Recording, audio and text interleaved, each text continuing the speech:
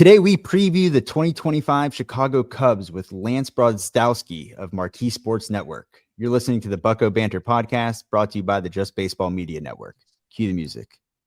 Rockin' 101, she compliment my taste. Whiskey in my lemonade, cause I like the way it tastes. Best seats at the Pirates game, they let me run the base. Yeah, my time is like my money, cause I can't afford to waste. Wifey is a lawyer, take my date to my dates. Order steak by the plates, and in case after case, run my race at my pace, clear the grass of the snake. Fellas, welcome back to another team preview. We have on today, I guess, a former colleague of mine, now with the Marquee Sports Network. I've really enjoyed watching you ascend in your career. Lance Brozdowski. Lance, welcome on, man. Thanks for having me. I'm ready to dive on the Cubs. Let's see, you guys got a critique. I feel like previews can often get like stagnant. I feel like I listen to a lot of them, so we're gonna spice this up. Let's spice it up. I'm ready. Let's go. Let's get down to the nitty gritty. Alrighty, so let's start with the off season real quick. I mean, 83 and 79 last year. They're, I guess, tied for second or third in NL Central with the Cardinals. They added a little bit this offseason. You got guys like Matthew Boyd, Carson Kelly, Reese McGuire, John Birdie, Nicky Lopez, Justin Turner recently. You got, Kyle Tucker via trade with Ryan Presley, Ryan Brazier, Eli Morgan, some big ads via trade. How would you grade this offseason so far? I think they did very well. I'd say it's like got to be like an A minus. I mean, I can't give it probably a full A unless you get Bregman there, and then it probably turns into one of the better off seasons probably in the entire sport. But Tucker alone, I think, shoots that up. If you don't have Tucker in here, it's probably like a C plus B minus, maybe. You know, the main thing they targeted was just the bullpen that gave them massive headaches for 2 months of 2024, and was probably the reason they ended up with 83 wins. If you kind of neutralize their one-run loss record or one game record, you run into a better scenario in terms of that overall record. Perhaps they underperformed a little bit, but yeah, I mean, they added a bunch of veteran presences. The concern maybe I have on the pen revamp is that it's a lot of older guys. Like Morgan's not old, but bringing in Brazier, Presley, and some of these other pieces, you know, I wouldn't be stunned if, like, by the end of the year, Brazier or Presley is not saving all of the games for the Cubs. Maybe they could get some velo back there, but the key piece of this entire offseason is Tucker. Without it, I think it just looks very different, especially when you factor in the goals were probably like A, to cut payroll, and B, to make the team better. And I only think there was one path to do that, and it was getting rid of Bellinger and adding Tucker. There really are no other paths for it. I feel like Suzuki was floated in trades early in the offseason, and then those kind of just went away. It's a hard fit because he's probably a pure DH now, but I think this offense is lining up to be pretty good, and I think Tucker's a big part of that. Yeah, it seems like Cody Bellinger was just on the trade block since he got there. It was like something that they were just trying to unload for a while. Finally got that done. And I love the Kyle Tucker trade too. You got rid of Isaac Paredes, who was only there for half a year. And then Cam Smith, who obviously is going to work his way through the system. Do you think that elevates this team enough to become first in the Central this year? Given, I mean, the Reds have been really the only other team that have made significant moves. And I guess significant is relative to Cincinnati, but do you think this is enough to be at the top of the Central? I think it is, but I still think you run into a reasonable chance that they don't win the division. So I guess we'll see. Like, baseball's so tough. I think for the most part, I've had the mantra off seasons, like, you got to push to like 95, like a 95 win projection, because then if you just run into pure variance, which is anywhere from like 6 to 7 games from what a lot of the models say, like, you still end up with like an 88-ish, 87 win team that's going to get you into the playoffs in some form or another. But, you know, they've mentioned this idea of like trying to build around like 90 wins. And it's like the variance there is a bad season like you had last year where you go down to 83 and you miss again. And I think that it's enough to win the division. Am I guaranteeing that? No, like, that's just absurd to do, I think, unless you're probably at the Dodgers or some of these other teams. So yeah, I think they're in a great spot. Like, the clamor early in the offseason was like they need a star. And I think they got that star in Tucker. I think if you were to critique the roster now, you know, Shaw, I think, is sliding at a third base, looks pretty good. Like, I'm excited for him, but he's also a rookie. And we've seen the pitching gap, so to speak, between AAA and the majors, I think, widen over the last couple of years. And if Shaw off the bat is a little sluggish, then you have probably a hole at third base from a projection standpoint alone. I do think, like, the depth in the rotation beyond the top two is good, but it's not, you know, it's not elite, I'm not totally like sold on JMO Boyd and some combination of like Wicks, Ben Brown, and Colin Ray being enough to vault this team and really like create a massive floor from a pitching standpoint. Wrigley played so pitcher friendly last year, especially to right-handed hitters, that you have Shota with like almost a 1.5 homers per nine, and yet he had a sub-3 ERA. Like that's a Right. crazy combination. So there's a lot of like subtle regression that could happen on the pitching side that I think would put a lot of force on this offense. So my take right now is that this offense, like this team is exciting to watch this year because the offense is really good. But I wonder whether they run into a lot of high scoring games, especially if Wrigley is more neutral from a win standpoint. Before we get into the lineup, Adam will take us through the we're looking at the projected lineup via Fangraphs. So, I mean, I know that could change, through the spring and whatnot. But Kyle Tucker comes in, and I believe he's a free agent next year. So sort of a situation like the Yankees and Juan Soto. You got that year audition.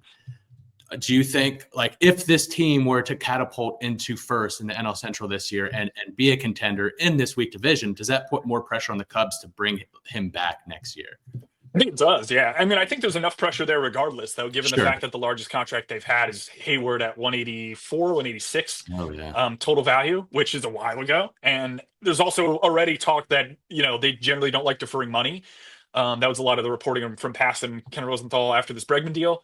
I think that's, if you're not going to defer money and Tucker isn't looking for like a massive bag, an immediate present value bag in terms of the money he needs right now, then I think there's probably going to be a team that steps in and can offer a higher dollar value, but convince their owner to defer. So that is like the thing that we're never going to know until they actually get to the point of making offers on this. But whether the Cubs become more tolerant to deferrals is going to be a massive piece, I think, as to whether they get Tucker. He's probably going to be like a $400 million player, I imagine. Maybe 350 to 450 is the range. I don't know if he's going to push over that. Sure, it's contingent on what he does this year, but say he puts up 155 games. We usually see these guys in contract years play a ton of games, if anything, just playing through injury, proving they can stay on field. We also see like elevated stolen bases in these contract seasons as well. Think like Willy Adames last year. Like, is he going to steal 25 plus again in San Francisco? I'd take the under on that.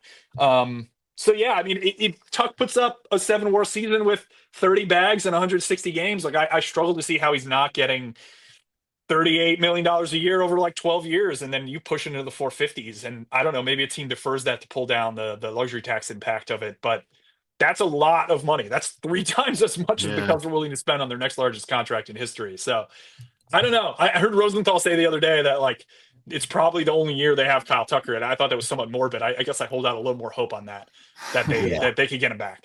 Yeah, I think everyone's just going to want to test out free agency nowadays. Why not? I with would. The Soto contract. I mean, I think the Soto with Steve Cohen, that was like the perfect timing and fit for everything to get that type of contract. So if you're that caliber of a player, it's like, I'm going to roll the dice a little bit. Absolutely. Yeah. But let's go through the projected Fangraphs lineup here. Leading off, Pittsburgher and Pirates killer, left fielder Ian Happ. Right field, you got Kyle Tucker. DH, hopefully a healthy Seiya Suzuki. First base, Michael Busch. Shortstop, Dansby Swanson. Second base, Nico Horner.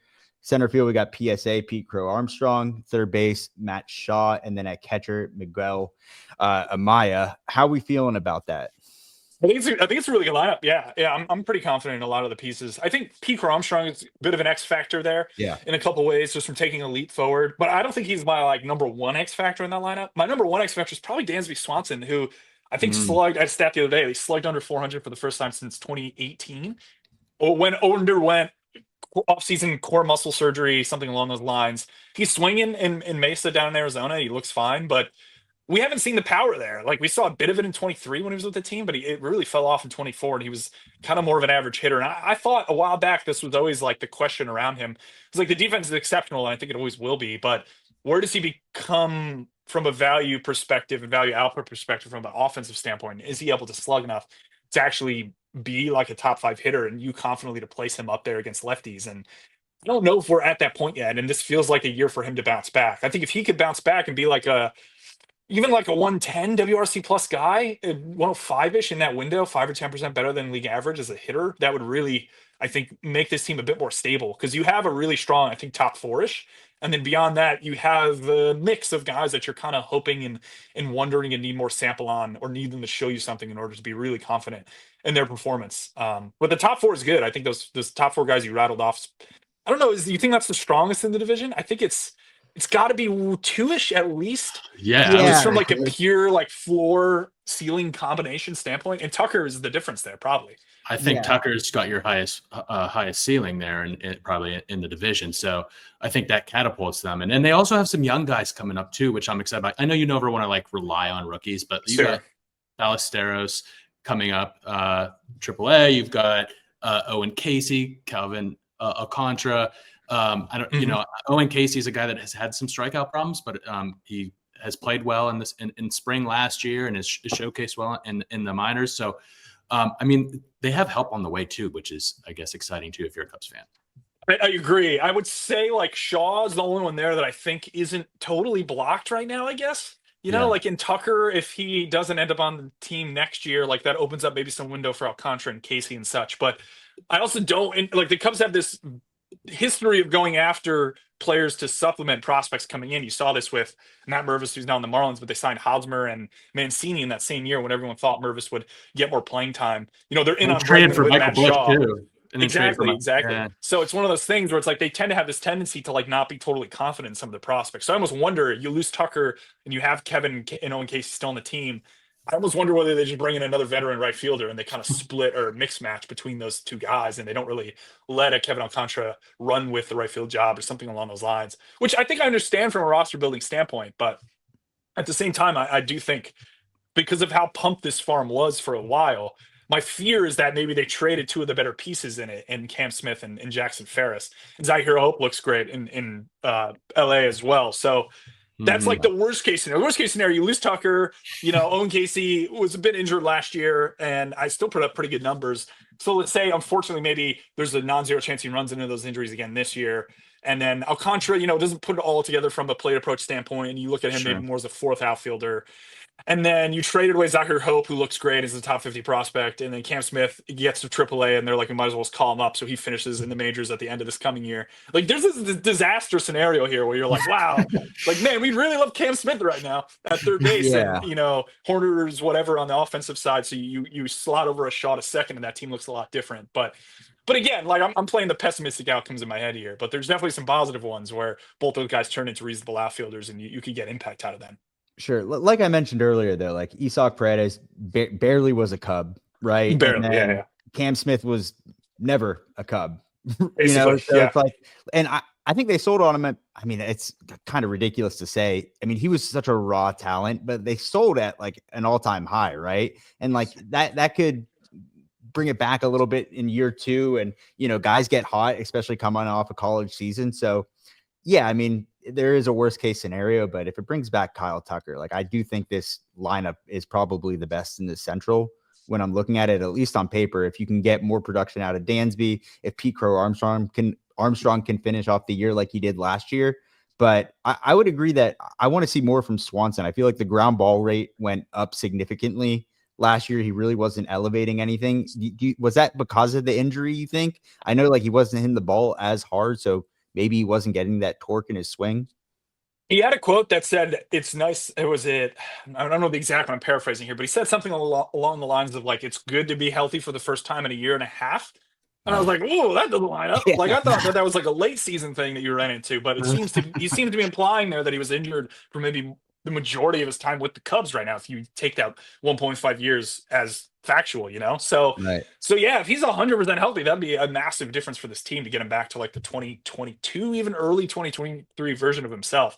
But I think I agree. Like, it goes back to my point. Like, I kind of think this team's going to put up a ton of runs. I just wonder where they end up on the pitching side from like a depth standpoint. If you run into if you run into some regression from some of their starting pitchers or something along those lines.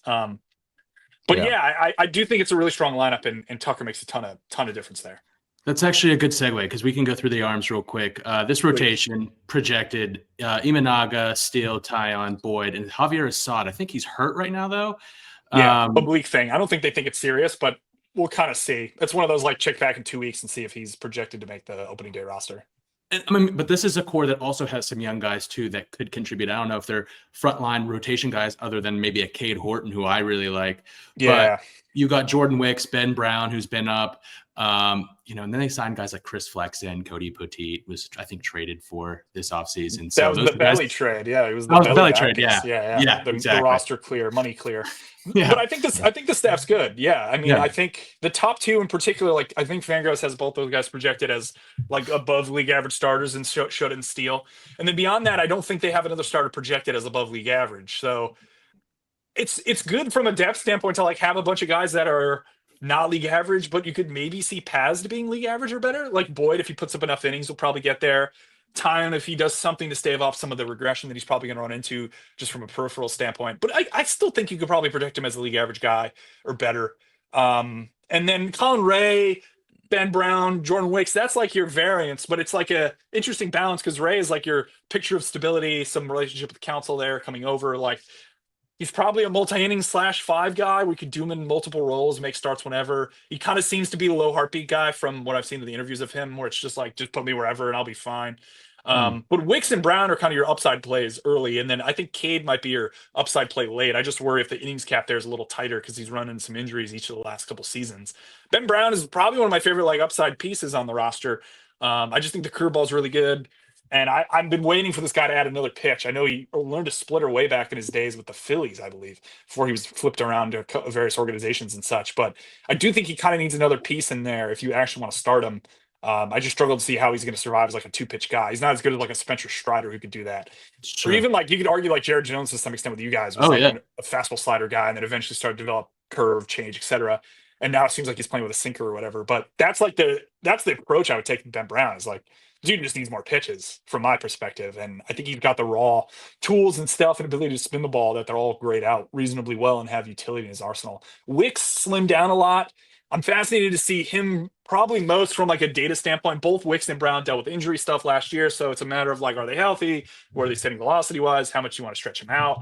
But I've always thought that Wicks would just be a much better pitcher if he had a tick or two in velo. And it seems like he's stagnated since coming off. It was Kansas State. It's where he pitched. Yeah. He's been sitting like 92 his entire career. And I just like you get that guy to 92 or 93, 94. I just think it changes everything. So I'm hopeful that there's like I slimmed down and I'm more powerful, and then this has resulted in more velo. But I guess we'll see. Are there any prospects that you're looking out for this year, even if they're not close to the majors, or somebody that you think can contribute in 2025? They're honestly, man, their prospect capital is like kind of drained out with some of these guys that they've traded. Like a lot of the pieces that are impact are like AAA right now. Yeah. The guy who's probably the one that I thought even could be up before Horton, but is also now injured is Brandon Birdsell. He was their minor league pitcher of the year last year. He's kind of a results guy, really short arm action, pitchability, which has kind of been the Cubs' MO, where it's like would rather have these guys who don't really throw, crazy, nasty stuff. It's more just like you've gotten results for a lot of time. They broke his slider into 2 pitches late last year, which I really liked from a pitch design standpoint. And I thought he was like you could be bullish on him. I was like, okay, like this is maybe a better version of Assad. Assad has always been a really weird pitcher where he's, I think, of all pitchers in baseball over the last 3 years, outperformed his field or independent pitching or any ERA indicator by like the largest amount. Like he sits on these boards from an ERA standpoint with like Clayton Kershaw. And like every single time he goes out to pitch, I'm like, man, the regression's going to get him. And I've been saying it for 2 years to the point where like I look like an idiot now. So I have no idea ever what to do with Assad, unfortunately. And he was pretty bad at the end of last year. So I wouldn't be shocked if that is the ship that's kind of maybe sailed a little bit. And he's not really like the Assad of 23-ish, early 24 that was really good. And everyone was like, where did this guy come from? So yeah, I don't think there are a ton of like impact guys. I mean, if you want to go really deep, like there's this kid, Brett Bateman, who is like a Minnesota guy, colder school. Sometimes these guys take a little more time to develop. He's got a really good eye at the plate. And he's one of those guys who, as I understand it, put on a lot of strength and did some bat speed this offseason. He's a good defender too. So I think of him in like I don't know, like a is it Terang, the guy in the Central that added the Brewers added 25 pounds of muscle or whatever. That's probably a little bit too much to add in 4 months. I would imagine some of that's fat, but regardless of the point, he kind of reminds me of that type where it's like, okay, good bat on ball, good glove, but like you got to hit the ball harder if you're going to be a major leaguer. So maybe he becomes a piece down the road that they end up utilizing from an outfield perspective. But I wouldn't say I'm like down on the Cubs farm because they have so many guys at AAA that can make an impact. Sure. It's just like beyond that, I'm not entirely sure that's a dark horse. I feel like all the guys that are the ones that could make an impact. Ballesteros, Casey, Kevin Alcantara, etc. Shaw, they're all like here. It's like now is the time. It's like that old Braves team where they all came up at the same time. It's like, yeah, these guys are all here now. So I would say all those guys as a group is like figuring out which one is the most impactful is really what this season will be to some extent. So I'm fascinated to see who pops. How about a pick to click this year, Lance? Like what player needs to be a major contributor for this team or a breakout candidate for this team to jump to the next level? I think it's Pete. I mean, Pete Armstrong from a pure offensive standpoint. I'm a little worried that like the strikeout rate there always kind of fluctuates and ebbs and flows. He made like an adjustment last year and was pretty strong down the break or down past the break, excuse me, where he was, I think he had right on like a 320 OBP after sitting below 300 for the first 60-ish games of his season and stuff. So like if he could put it together and be a little more consistent from an OBP standpoint, I think you start to get a little more aggressive in terms of pushing him up in the lineup. I know like the Braves were so loaded, they had a guy who's similar to Michael Harris sit at the bottom of the lineup, but I think the ultimate goal is probably to get Pete towards the top at some point. I don't know if that comes with, Hap's just been so consistent at the top of the lineup that it's really hard to move him off that. And I think Counsell, for the most part, really likes that consistency. So I'm not totally sold that like he's going to supplant Hap at the top, but it'd be great if you can have a Michael Harris style guy at the bottom of the lineup where it's like, yeah, this guy is an above average hitter as opposed to just netting out neutral because he ends up striking out too much or chasing too much. But his offensive profile, I think will have a reasonably large impact on how this team ends up from an offensive standpoint. What about biggest concern or biggest what if with this team in 2025? I'll go the wind. If the wind plays neutral there, then I think this staff is just not as good. Like again, the point about Shota having like a really high homers per nine, he's going to have to come up with something else from a mixed standpoint to stave off that and not just be able to rip fastballs 45% of the time at the top of the zone. But the wind is really the thing. Like I don't know how it's going to play. It's played, most of the time it's going to divert a ton of balls in. It just seemed like last year in particular, it was constant every single time they were home. And I have no clue if it's going to play like that. And I get that that's like me. And like, if you're roster building as Carter Hawkins or Jed Hoyer, you can't really care about that stuff, but it's one of those things like they probably got to be thinking about it. I just wonder whether this team has more variance than the average team because of that. Just a random thing you can't really control. Maybe you chase more fly ball pitchers and bet that it's going to play neutral, and you can chase strikeouts and like the Shota types of work because like you're just throwing half fastballs up and no one can get them out. But that's my kind of biggest thing to watch, I guess, this year with this team. I love that. That's the most creative answer I think we've gotten so far. Good. That's what I was hoping for. All right. Last question before we let you go, Lance. Give us a season prediction for the Cubs. Like, where are they going to finish in division? What do you see their wins total being around? How far can this team go in 2025? Yeah, I'll take I think they win like 87 to 88 is what I'd say. I think their over-under is probably around 86 on the markets as opposed to some of the projections. But yeah, I think this team should play to the projections. Like, I think even with some of the things I'm talking about with the variance, that the net is probably a playoff team. I think that is enough to win the division. We'll see. Maybe there's just a lot of teams more grouped around that like 82-ish mark. The Brewers always seem to be projected low and outperform. So I don't know. Like, do the Brewers win 90 this year and the Cardinals were that bad where everyone just beats up on them? But yeah, I really think like there's a lot of pressure to win the division because I just think some of the other divisions, like the Marlins, are going to get beat up on in the East. So I imagine you're at least getting one wild card from there, maybe two. Phillies, Mets, Braves seem logical right now from my perspective. Yeah. And then that leaves one wild card. The D-backs are projected very strong. That division is going to beat up on the Rockies. So if the Cardinals end up being more of like a 75-win team and not like bottoming out to 65, 70, which I don't see them doing, then like this division might be a little more like you win it and you're in. Otherwise, like good luck catching the D-backs or either of the NL East teams for the wild card. So I do think that's the path for you guys in Pittsburgh and everyone is just like, you got to win the division this year if you're going to make a run. Yeah. I was going to thank you for not saying the Pirates there and just putting out the Cardinals. Yeah. Yeah. You guys' staff's too good. I'm not entirely convinced that you guys are going to hit this year, but your staff's pretty good. So we'll see. Yeah, we're excited for that for sure.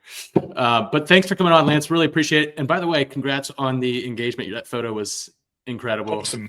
Thanks, guys. Appreciate that a lot. Thanks for having me. But yeah, hope to maybe have you on again sometime soon to preview the Cubs Pirates series. But that'd be great. Always, man. Appreciate it. Thanks. Rockin' 101, she compliment my taste. Whiskey in my lemonade, cause I like the way it tastes. Best seats at the Pirates game, they let me run the base. Yeah, my time is like my money, cause I can't afford to waste. Wifey is a lawyer, take my date to my dates. Or the steak by the plates and